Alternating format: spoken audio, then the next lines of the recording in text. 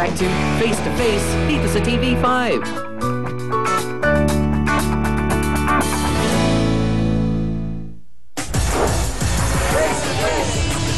Sa mga kakatutok pa lamang sa kanilang telebisyon, si Jason po at si Nino ay mag-best friend at nasira nga daw po ang kanilang samahan dahil sa hindi magandang chismis na kumakalat. So ang sinasabi mo, Jason, kinalat mo lang ang balitang yon dahil chinichismis ka nilang Becky, ganun ba? Opo, ma'am. Bakit sa palagay mong kinakalat nila yung kwento na yun tungkol sa'yo? Narinig ko po sa mga dati kong kagrupo kasi nga po nabuwag na yung grupo namin dati. Ah, iba na ang grupo mo ngayon, ganun ba? Opo. Okay. So, sino ang unang nagkalat ng kwento? Nung sila ni Sally, sinabi sa akin, kinento sa akin ni Sally na, yun nga, may balot daw yung isa. Tapos ito naman daw. Sino naman yung isa? Si Mark po. Okay. May balot daw na bugok eh. Tapos ito naman daw, toothpick daw yung So, nung kinuwento naman sa'yo, kinalat mo naman. Opo, ma'am. Kinalat mo talaga. Bakit kailangan mo ikalat? Hindi, ma'am, kasi hindi ko sabi nila bakla daw ako eh. Ba't kanina tinatanggi mo, ngayon inamin mo na? So, kinalat mo nga. Opo, ma'am. Ah, dahil sa kinakalat nila ang balitang Becky ka. Pero sabi mo, hindi. Opo. Pero jowa mo si Sally ngayon. Opo. Oh. Pero hindi ka Becky. Ako'y litong-lito. So hindi nga daw. O hindi ka ba natatakot na pag nag-break kayo ni Sally, ikalat din niya ang chismis tungkol sa'yo? Hindi, ma'am. Hindi. Sa palagay mo, walang may kakalat na chismis si Sally tungkol sa'yo? Kahit ikalat naman yun, hindi naman mangyayaring totoo yun. Paano? Bakit? Nakakasiguro ka ba na totoo yung kinakalat ni Sally tungkol kay Nino? At doon sa isang kaibigan ninyo? Hindi, ma'am. Sino yun? Si Balot? Si Penoy? Si Mark. Sino? Mark po. Mark. Sinabihan siyang Balot. Paano kung ikaw ang chismis ni Sally? Sabihin naman ikaw, kwek-kwek. May Penoy, may Balot, baka kwek-kwek na ito. Ha? Hindi, kasi pinapaunawa ko sa iyo, Jason, kung ano yung pakiramdam din ng nachichismis. Sa bagay, chinichismis ka rin naman kasi nila na Becky ka. Oh, na alam mo namang hindi totoo yun. Nga, ma'am, sobrang galit ko rin na sabi ko sa may ibang grupo kasi pinag-aadin kasi nila eh. So, kumbaga parang nauna silang pinagtawanan ka, ganon. Binawian ko na lang po. Pero totoo ba na pag nag-CCR kayo, nakipagkwentuhan ka at nagkukumparahan kayo ng mga notes? Hindi, ma'am. Hindi mo totoo yun. Sinungaling yun. Totoo yun. Sila best na nangyari yun. Sandali lang! Nako! Nako! Bumabagal ako sa puwersa ng buhok niya. Simula po sa araw na ito, nais ko pong paalam sa inyo na sila na po ang bagong B1 at si B2. Mas mabilis sila kesa sa inyong dalawa. Mas bata, lagot, pak! Dug-dug, dug-dug, dug-dug, ni kakabahan. Gusto nyo bang maging B1 at B2? Pwede rin. Becky 1, Becky 2. So kaya nasira ang grupo ninyo, Jason, dahil sa mga kwento-kwentong ito. Apo, ma'am. Siguro, ma'am. Hindi nyo ba naisip na ang laki nang nawala sa inyo nang dahil lang sa pagpatol nyo sa walang kakwenta-kwentang chismis na ito? Diba? Na dapat mas inaasikaso nyong pinagagaling nyo na lang yung mga dance steps nyo para na nanalo kayo sa mga contest kesa pumatol kayo sa ganitong balita. Bakit naman naging kayo ni Sally na ngayon? Niligawan mo, niligawan ka? Hindi, ma'am. Nakilala ko lang din po sa kanila yun eh. Oh. Alam mong dating naging jowa ninyo? Hindi, ma'am. Ah, hindi.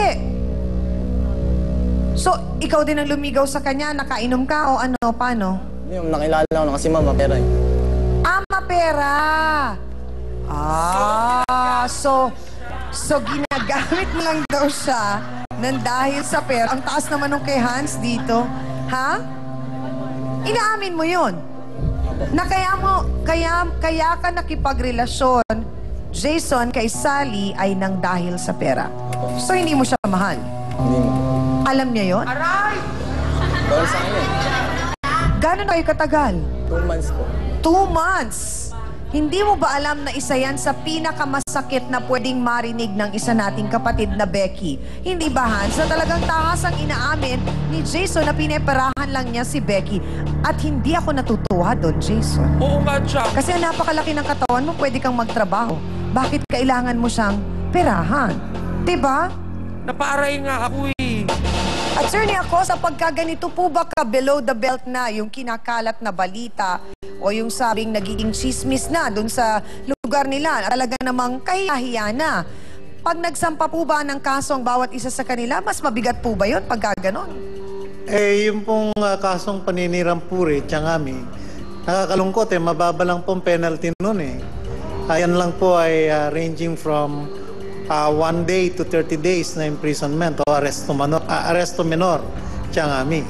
So kahit po ganun ka sakit at kagrabe yung chinichismis na balita, ganun lang po talaga ang parusa. Yung kapag ka naman grabe, hanggang 30 to 60 days naman, arresto mayor lang, tiyangami. Kaya't siguro, dapat dahil, sabi nga, at paulit-ulit kong sinasabi, yung kapurihan natin o yung dangal natin, napakahalaga sa tao yan Kaya siguro, dahil yan old na krimen, baka sakaling pwede nang revisit ng ating Kongreso at dagdagan naman ng penalty upang sa ganon ay magkaroon ng deterrent at hindi basta-basta baliwalayin ang krimen na ito ng mga nagnanais na sumira ng puri ng isang tao. Maraming pong salamat, Attorney Acosta. So alam nyo ba yun, Jason at Nino, na may parusa yan at pwede pala kayong makulong ng hanggang 30 days? Opo. Hans, sa tingin mo at sa tingin ng ating mga sausawero at sausawera, kanino nga ba talaga mas may dapat silang, hindi ko alam kung paniwalaan sa chismis na ito na kinalat-kalat? Ang tanong, Chang, kung dapat ba talagang naniniwala tayo sa mga chismis? Abay, kung ano ang sinasabi nung nasa puti, kung ano ang sinasabi nung nasa pula, kayo ang bahalang humusga. Kung sino ang nagsasalita ng mas may bahid ng katotohanan. Daanin natin yan sa Boto Hans! Taas ang mga placards, mga kapatid. Pula ba o puti? Go!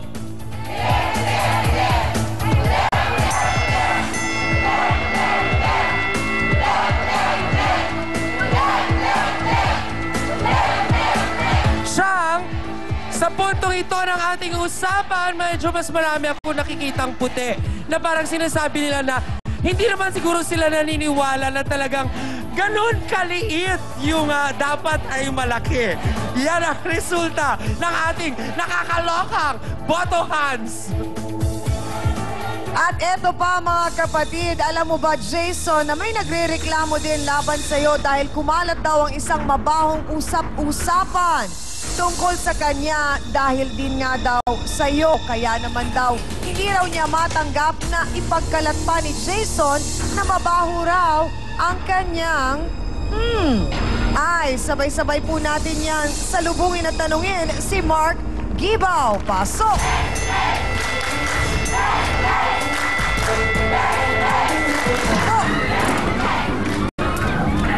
Sandali lang, Mark!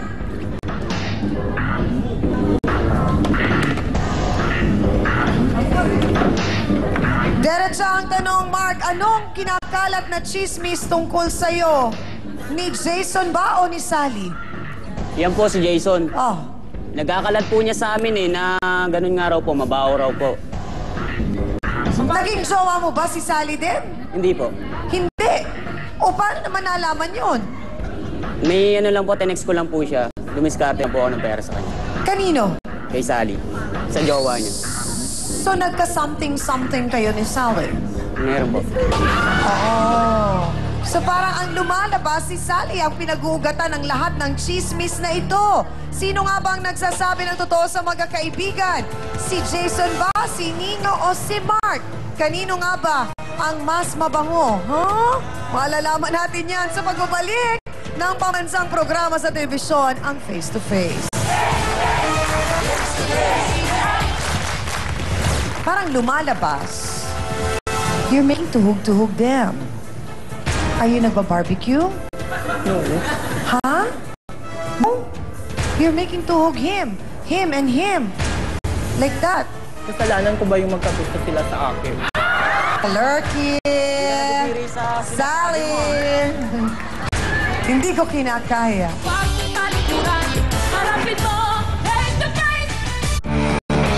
Don't go away. Magbabalik